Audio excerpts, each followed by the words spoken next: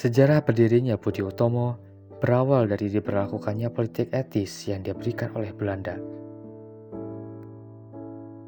Gagasan Van Deventer mendapatkan dukungan dari Ratu Wilhelmina yang menyebutkan dalam pidatonya mengenai kesengsaraan tanah jajahan tahun 1901, serta terjadinya reaksi tuntutan protes dari kebijakan tanam paksa.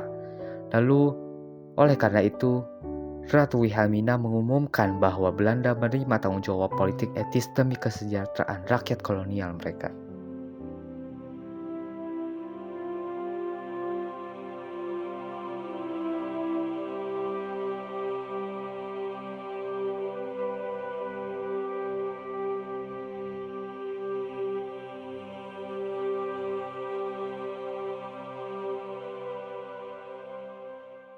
Saya, Dr. Wahidin Sudirohusodo, sebagai alumni dari Sofia, ingin menggagaskan mengenai pendidikan untuk pribumi, di mana kita harus mendirikan sebuah organisasi.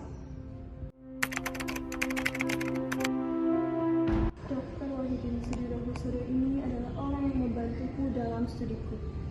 Silakan. Namun, ada yang ingin saya bicarakan.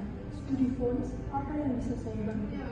Apa daya ada padamu, berikanlah. Bila tidak ada daya ada padamu, maka berkumpullah dengan orang yang senafas denganmu. Setelah mendengarkan apa yang diucapkan oleh Dr. Wahidin Sudirohusodo, Sutomo berpikir keras mengenai apa yang dimaksud. Sepertinya kita harus mendirikan organisasi seperti apa yang digagaskan oleh Dr. Wahidin Sudirohusodo. Lalu, untuk nama organisasi kita itu apa? Bagaimana jika kita beri nama Budi Utomo? Bagaimana? Apakah kalian setuju? Setuju. Setelah dibentuknya Budi Utomo menjadi sebuah organisasi dalam tujuan utama yaitu memajukan pendidikan, kebudayaan, dan kesejahteraan bagi rakyat pribumi. Dilaksanakanlah Kongres pertama Budi Utomo pada 3-5 Oktober 1908 di Yogyakarta, yang mana pada kongres ini juga diputuskan untuk memperluas keanggotaan organisasi dan membuka cabang di berbagai daerah. Pendirian Budi Utomo itu difokuskan untuk tujuan apa? Menurut saya, tujuan didirikannya Budi Utomo adalah untuk mencerdaskan kehidupan bangsa. Menurut saya, dengan adanya organisasi Budi Utomo ini, kita harus berfokus pada tujuan yang pertama adalah memajukan pengajaran, memajukan pertanian, memajukan peternakan, memajukan industri, memajukan perdagangan, dan juga memajukan teknik. Dan menurut saya, supaya menjadi bangsa yang terhormat.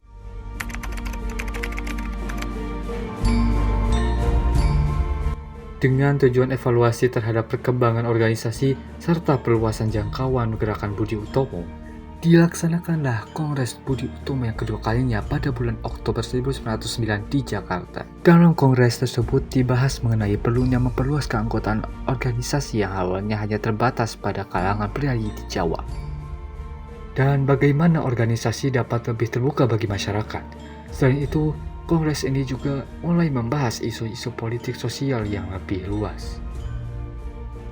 Dan pada akhir tahun 1910, Budi Utomo mulai terlibat dalam politik praktis. Saudara-saudara, pendidikan harus lekas dilaksanakan dan harus menyeluruh bagi pendidikan di berbagai bidang. Nasib dan taraf hidup masyarakat. Bumi Putra tidak cukup hanya diperbaiki melalui jalur pendidikan. Mari bergerak pula secara politis. Keberhasilan Budi Utomo dalam membentuk organisasi yang modern dan nasionalis. Budi Utomo memberikan inspirasi bagi pembentukan organisasi-organisasi nasionalis lainnya. Di antaranya, Indes Party yang menjadi partai politik pertama di Hindia Belanda. Kemudian, Partai Nasional Indonesia yang didirikan pada tahun 1927. Dan Sarekat Islam, organisasi massa pertama dan tertua di Indonesia.